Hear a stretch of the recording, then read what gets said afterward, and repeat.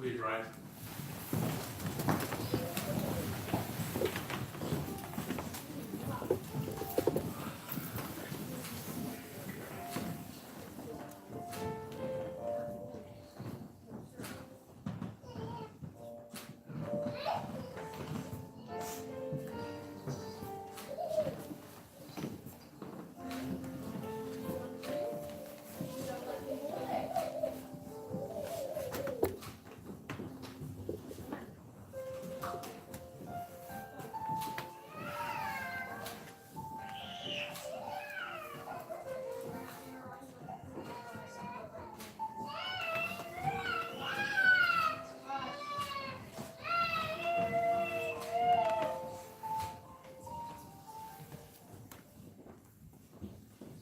Please be seated.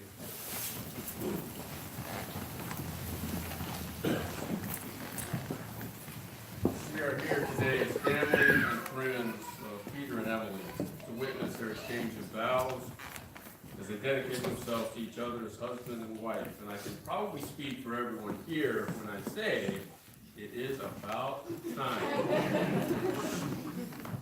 I'm not sure if Peter finally grew into the man that Emily could picture herself living with for the rest of her life, or if he just finally wore her out. Either way, we are here today. What we do here today, this ceremony has no bearing on the success or failure of your marriage. It is based entirely on your commitment to God, your commitment to one another, and your commitment to the vows that you will state today. I'll try to keep this fairly short since you won't remember much of what I have to say anyway. And it's going to be harder because you guys promised that.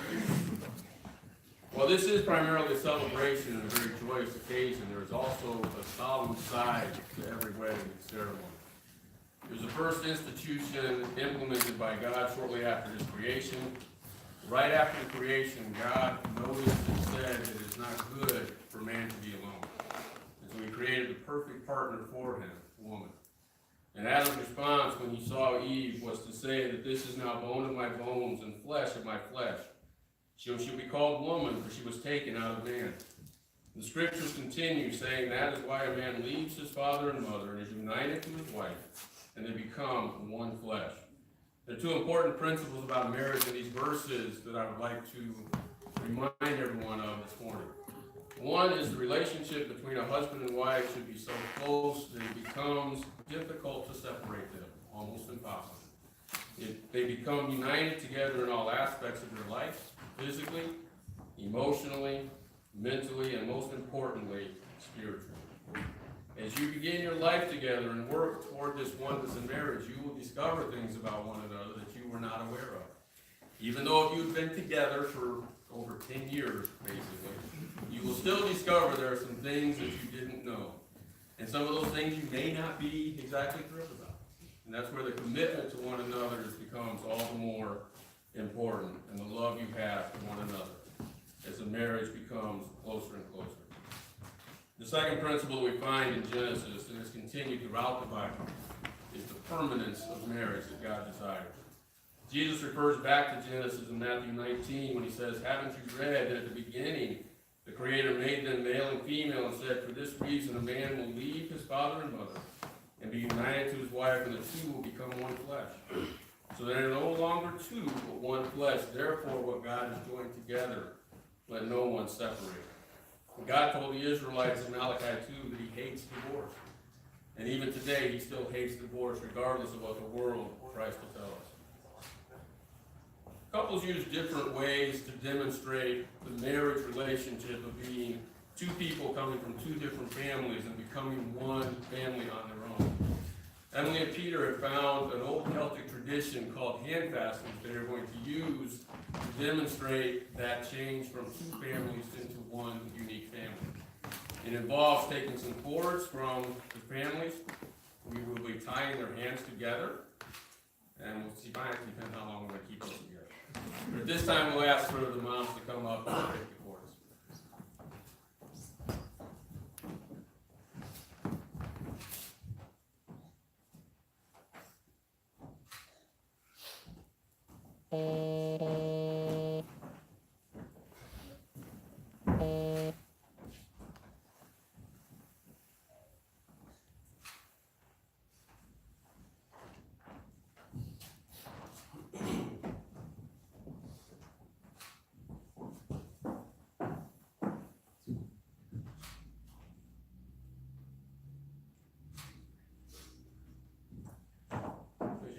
We have three cords representing the two families, and also the third cord representing God as an integral part of their life together. In Psalm 127, verse 1, we read, unless the Lord builds the house, those who build it labor in vain. Ecclesiastes 4 says two people are better off than one, for they can help each other succeed. If one person falls, the other can reach out and help. But if someone falls alone, they are in real trouble. Likewise, two people lying close together can keep each other warm, but how can one be warm alone? A person standing alone can be attacked and defeated, but two can stand back to back and conquer. Three are even better, for a triple braided cord is not easily broken. Now, if we do this right, and that means if I do this right, when we finish at the end of the ceremony, we will have a unity or an infinity knot when this is all done. Then to remember the permanence of the wedding vows that they make. Like I said, if I do it right.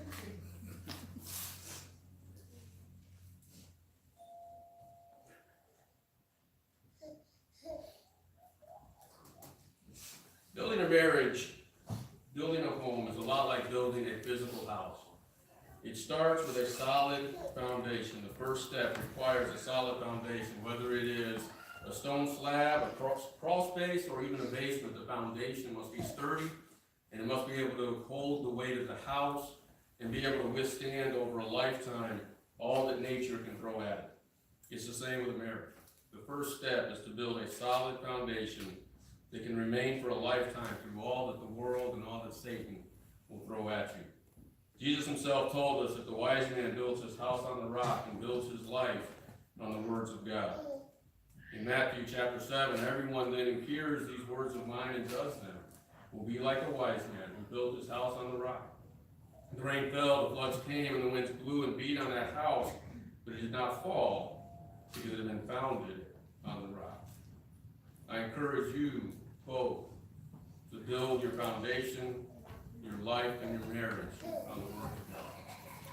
The second step in building a house is to put up walls and a roof. When they are properly built and insulated, they keep the occupants warm and comfortable, and they also keep the occupants and valuables away from nature's most dangerous elements. It's the same when you build your marriage. I encourage you to build walls and a roof of protection around your marriage. Just as you design your house for comfort, you should always feel comfortable within your marriage. It should be a place where you can let your guard down, where you don't have to worry about whether you will be accepted, where you can just be yourself with no pretense and no acting. Your marriage should always be a place of comfort and peace, a place you look forward to coming back to, knowing that no matter what is happening in life around you, it is a good place to be. It's a safe place to be. Use those walls also to protect yourselves from the temptations that the world will throw at you in your marriage. There are so many temptations that face us today that come from so many areas, from the internet, from TV, from books, movies, and music. Don't allow the world to steal the comfort and the peace that should exist in your marriage. Don't allow the world to change your priorities of serving God and of loving one another. Don't allow the world to bring impurities, contamination, or pollution into your marriage. Use those walls to protect yourselves in your marriage from the impurities of the world. Hebrews 13:4 tells us, let marriage be held in honor among all, and let the marriage bed be undefiled. Finally, a house has windows and doors. These can allow fresh air, cool breezes, and sunshine into the house while keeping unwanted pests, animals, or humans out. It's the same with your marriage. While you want to protect yourself from the corruption of the world, you do not want to isolate yourself from all the people that are in the world. Build yourself a network of friends, ones that can help you, ones that can encourage you, ones that can provide wisdom and support for your marriage and your walk with God. Just as you decide who to allow into your house and when to allow them, you must carefully choose who you will allow into your life together and when to allow them. Choose friendships that will encourage you to continue in your walk with God. Friends who will help you continue to build your relationship with one another. And always be wary. And remember 1 Corinthians 13:33, do not be deceived. Bad company is corrupt good morals. After a house is built, it requires constant attention to ensure that the foundation is not cracked, the walls and the ceilings do not leak, and that the windows and doors are solid. It's the same with your marriage. You must always pay attention to your marriage to ensure that you are still serving God, that you have not allowed your commitment to one another to grow stale, and that you continue to grow closer together. One important thing to remember is it is not a 50-50 partnership. Rather, it requires 100% from each one of you. Regardless of what the other is doing, give always 100% of yourselves to this marriage and to following God's commands. You can enjoy many years of happiness together. And now, on to the vows. Peter, in front of these witnesses, do you take Emily as your wife?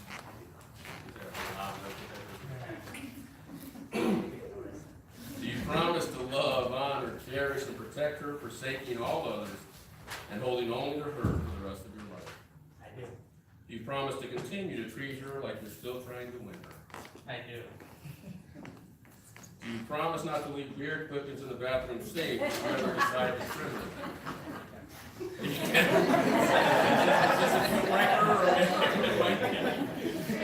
I would try.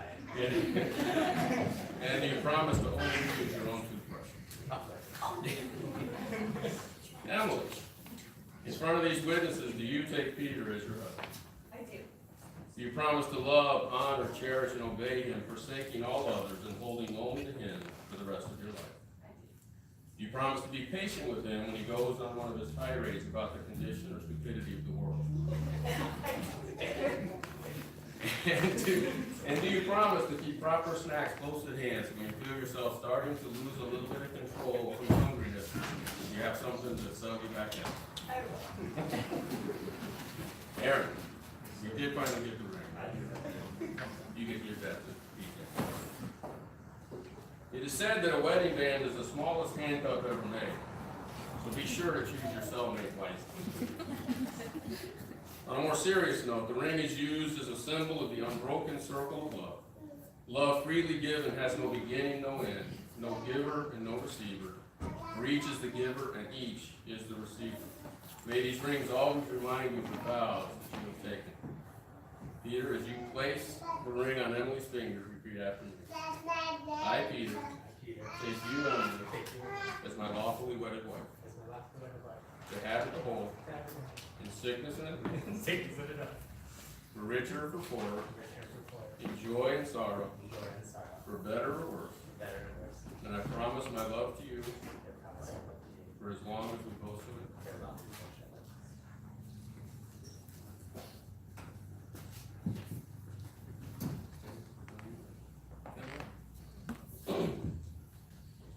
Now, as you place this ring on Peter's finger, repeat after me. I, Emily, take you, Peter, as my lawfully wedded husband, to have and to hold, in sickness and in health, for richer or for poorer, in joy and sorrow, for better or worse. And I promise my love to you for as long as we both live.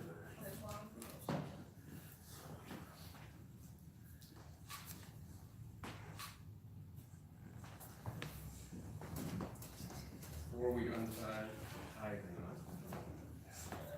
these are the hands of your best friend, young and strong and full of love for you, that are holding yours on your wedding day as you promise to love each other today, tomorrow, and forever. These are the hands that will work alongside yours as together you build your future. These are the hands that will passionately love you and cherish you through the years, and with the slightest touch will comfort you like no other. These are the hands that will hold you when fear or grief fills your mind. These are the hands that will countless times wipe the tears from your eyes, tears of sorrow and tears of joy. These are the hands that will tenderly hold your children. These are the hands that will help you to hold your family as one. These are the hands that will give you strength when you need it. And lastly, these are the hands that, even when wrinkled in age, will still be reaching up for yours, still giving you the same unspoken tenderness with just a touch. We'll let us bow and pray. Father, as we conclude our ceremony today, we turn to you and ask that you protect this couple's marriage as they move forward in their life together. May they always turn to you for guidance, for strength, for provision, and direction. May they glorify you in the choices they make, in the ministries they involve themselves in, and in all that they do. Use them to draw others to yourself, and let them stand as a testimony to the world of your faithfulness. We ask this in Jesus' name. Amen. You may now tie your knot.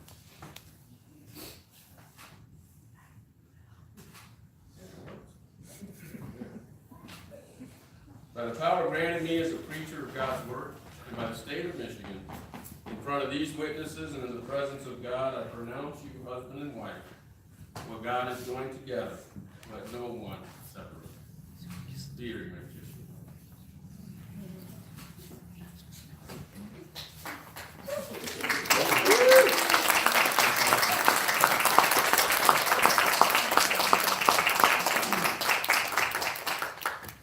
And I'd be the first to congratulate you on your promotion from when we were married to when are you going to have babies. It is my privilege to present to you all Mr. and Mrs. Peter Mount.